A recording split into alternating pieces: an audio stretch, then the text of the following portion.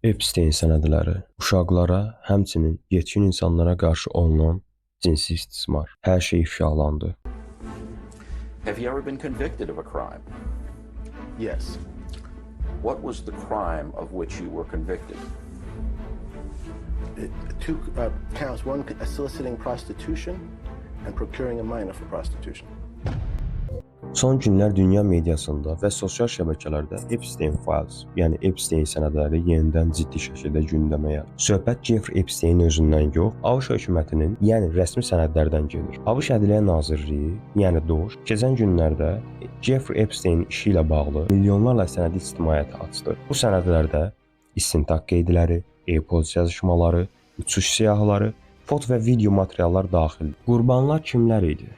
Sənədlərə görə qurbanların böyük hissəsi 14-17 yaş arası azyaşlı qızlar sosial və maddi baxımdan zəif ailələrdən seçilərək alınırdı. Bir çoxu başına gələcəklərin mahiyyətini sonradan anlayırdı. İstintaq materiallarında göstərilir ki, bu uşaqlar Epsteinin villalarına, şəxsi təyyarəsinə, özəl adasına aparılırdı. Cinsi istismara məcbur olunur, bəzən isə başqa şəxslərə ötürülür, yəni paylaşılır. Bu artıq tək bir nəfərin cinayəti yox, uşaq alveri və cinsi istismar şəbəkəsi kimi qiymətləndirilir. Sənədlərdə qurban ifadələri, uçuş siyahıları, ödəmə qeydləri və illərlə davam edən təkrar hadisələr də yer alır. Bəzi qurbanlar bildirir ki, sənədlərdə yer alan foto, videolar hər şeyi açıqlayır.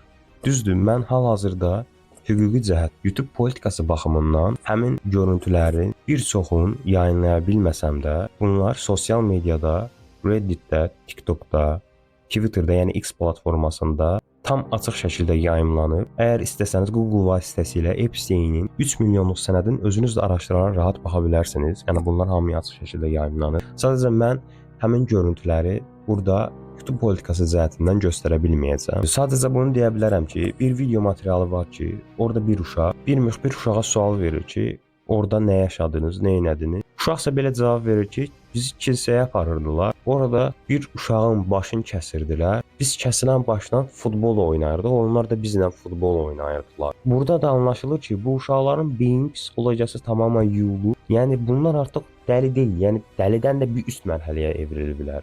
Bunların artıq öz şəxsi düşüncələri yoxdur. Azərbaycanlı, yəni Azərbaycandan bir uşağın və yaxud da ki, bir yetkinin orada olduğu təsdiqlənməyib. Düzdür, şayələr gəzir ki, 4 və yaxud da 5 Azərbaycanlı milyarder də o Epstein adasında olub.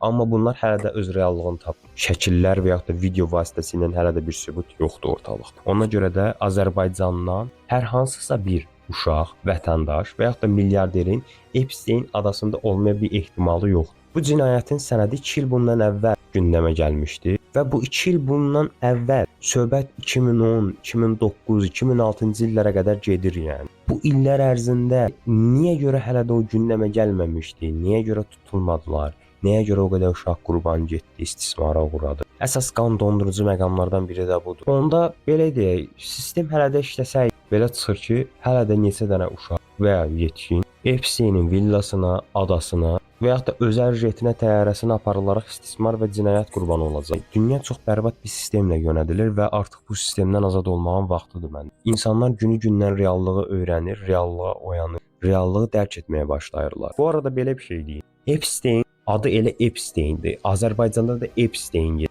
Epstein deyil. Epstein bir xəstəliyin adıdır. Mən Heydərik. Bu videonu bəyənərək mənə dəstək ola bilərsiniz. Özünüzdən müğayət olun. Həmçinin kanala abunə olaraq da mənə dəstək ola bilərsiniz. Sağ olun.